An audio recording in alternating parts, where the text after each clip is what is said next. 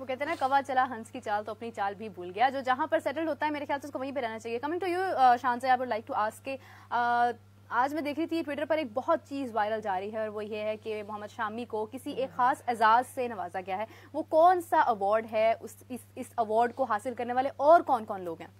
अच्छा, बिल्कुल, पहले तो उनको मुबारकबाद पेश करेंगे कि जो उनकी अचीवमेंट थी वर्ल्ड कप में, सबसे ज़्यादा विकेटें भी उन्होंने हासिल की, 24 विकेटें उनकी थी। हाँ। और काफ़ी अच्छी परफॉर्मेंस रही पूरे इस साल में। और इससे पहले 2021 में शेखर धवन को मिला था यही अवार्ड, अर्जुना अवार्ड ना। और ये एक ऐसा अवार्ड है कि 4 अवार्ड्स मिलते हैं क्रिकेट में, कि सबसे अच्छी जो परफॉर्मेंस होती है उनमें से एक है इंडिया में। और 2013 में मिला था विराट कोहली को, और 2015 में मिला था रोहित शर्मा को। तो ये उनकी अचीवमेंट है। फाइनली मोहम्मद शामी को मिला, दैट्स अ इनक्रेडिबल अचीवमेंट। हाफिज साहब, आप इस हवाले से क्या कहेंगे? देखिए, बहुत अच्छी उन्होंने गेंदबाजी का मुजाहरा किया वर्ल्ड कप में, जब हार्दिक पांड्या अनफिट हुए। और उनको पांड्या एक ऐसे खिलाड़ी हैं कि जो इंडिया की टीम का अगर बैलेंस ठीक होता है ना, तो जब पांड्या मिडल में आते हैं या प्लेइंग 11 में आते हैं, तो उनकी टीम का बैलेंस बिल्कुल आपको एक परफेक्ट किस्म का नजर आता है। उसकी वजह यह है कि निचले नंबरों पर वो एक ऐसे बैट्समैन की हैसियत से माने जाते हैं कि मेंटली टफ हैं। इंडिया को अगर इनिंग्स बिल्ड करने की ज़रूरत होती है तो वो उस किस्म का खेलने की सलाहियत रखते हैं, वैसी बैटिंग की सलाहियत रखते हैं। और अगर आपको हाई स्ट्राइक रेट के साथ जाने की ज़रूरत है तो वो काम भी बखूबी करते हैं। इसी वर्ल्ड कप से पहले एशिया कप के एक मैच में जो कि पाले किले में खेला गया था, उनकी ईशान किशन के साथ एक पार्टनरशिप लोगों को याद होगी। तो बॉलिंग में जब आते हैं तो 10 ओवर्स के बॉलर हैं, तो वो उनका जो बैलेंस है वो ठीक करते हैं। उनकी अदम मौजूदगी में जो किरदार शामी ने वर्ल्ड कप में निभाया, और जिस तरीके से, मतलब एक खिलाड़ी अगर देखें आपकी फर्स्ट चॉइस नहीं है, हाँ, और उसको एक रिप्लेसमेंट के तौर पर प्लेइंग 11 में शामिल किया गया। हार्दिक पांड्या के रिप्लेसमेंट के तौर पर आए, और जब वो रिप्लेसमेंट के तौर पर आए तो आप देखें कि वो फर्स्ट चॉइस बन गए।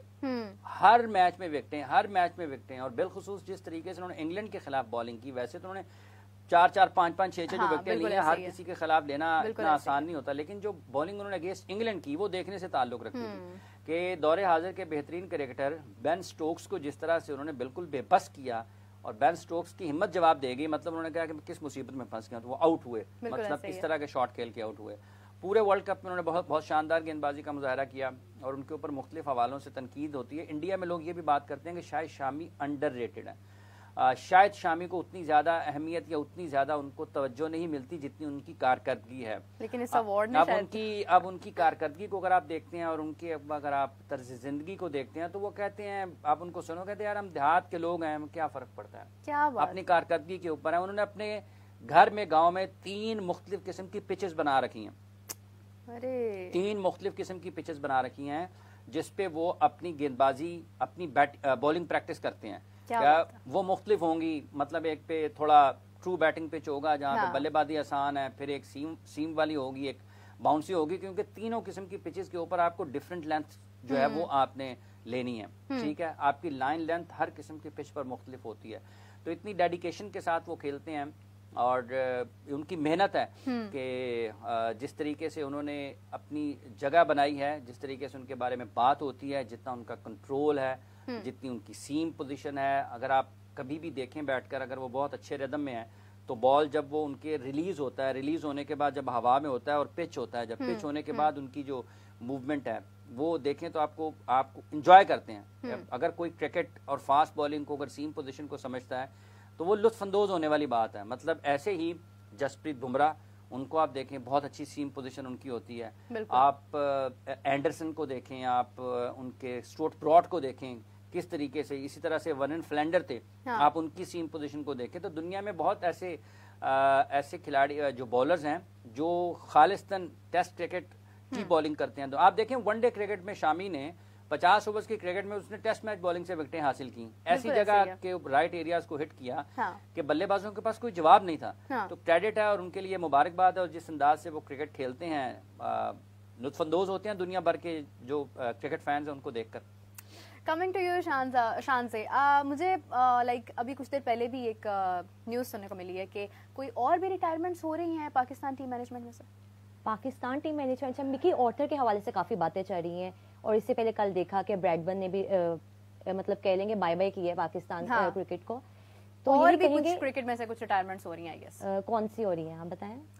मिकी ऑर्टर के हवाले से वैसे बातें चल रही हैं अब तक, लेकिन मिकी का तो वैसे भी रोल नहीं था पाकिस्तान क्रिकेट में। टीम डायरेक्टर थे, लेकिन वहाँ पे काउंटी में जाके वहाँ पे कोचिंग करते थे, मतलब उनका जीरो किरदार था पाकिस्तान क्रिकेट में, लेकिन उनको साथ रखा हुआ था, पैसे उनको दे रहे थे फजूल के। वहाँ पे आप अपने जो फॉर्मर प्लेयर्स हैं उनको हायर करने के बजाय, तो अब तो बेहतर है कि उनको चले ही जाना चाहिए। बल्कि जब ये बाबर आजम की रिटायरमेंट थी तब यहाँ पे आए भी थे नेशनल क्रिकेट अकेडमी में, तो वहाँ पे टीम के साथ जब पाकिस्तान टीम वर्ल्ड कप से आई थी तो यहाँ पे भी वो काफी टाइम उन्होंने गुजारा एनसीए में, लेकिन उनको काम कुछ भी नहीं था। तो वैसे काफी हैरानगी वाली बात है कि आप बाहर के लोगों पे इतना यकीन कर रहे हैं और उनको इतना पैसा दे रहे हैं, और अपने जो फॉर्मर प्लेयर्स हैं, जहाँ पे मुश्ताक अहमद है, काफी आपके प्लेयर्स आते हैं जिन्होंने काम किया क्रिकेट के लिए, तो आप उनको ये जगह देने के बजाय आप उनको बुलाते हैं कि वो गोरे हैं, शायद ज्यादा ट्रस्ट है उन पे।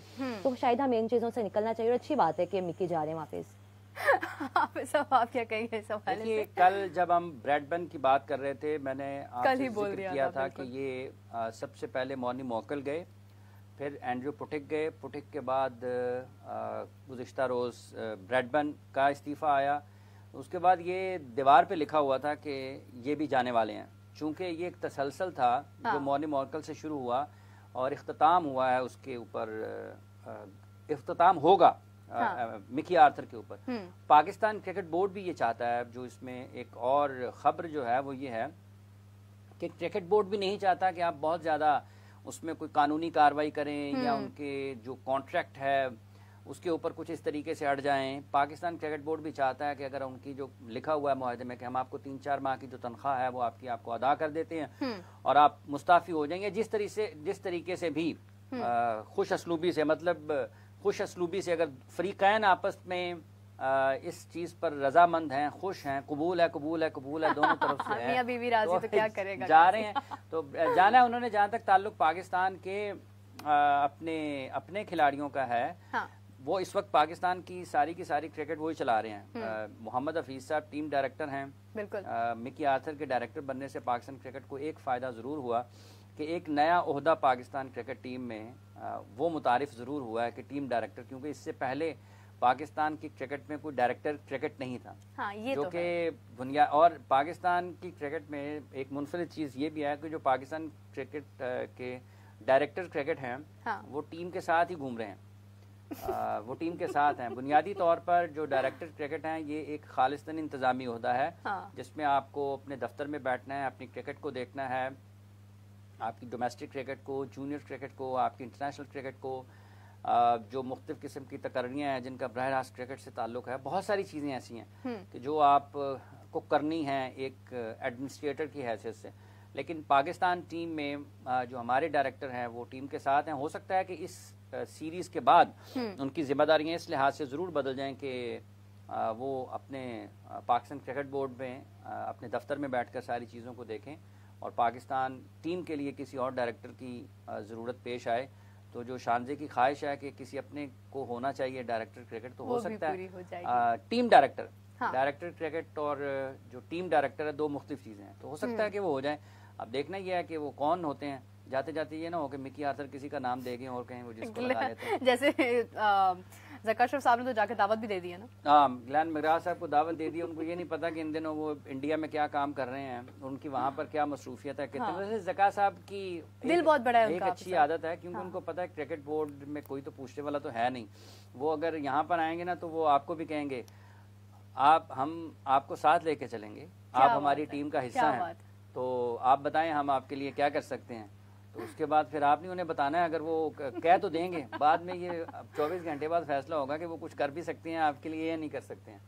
तो देखना ठंडे पानी का ग्लास दे रख सकते हैं, मंगवा सकते हैं या कि बाकी मेजबान तो बहुत अच्छे हैं। मेजबान तो बहुत अच्छे हैं। देखिए जी, जहाँ जाते हैं वो दावत देकर आते हैं। दिल बहुत बड़ा है, दिल वैसे बड़ा होना चाहिए आप सब इंसान का, बाकी अमल ज्यादा बड़ा भी नहीं होना चाहिए। वो बंदे को वो फिर डॉक्टरों के पास जाना पड़ जाता है। मुनासिब सा रहना चाहिए।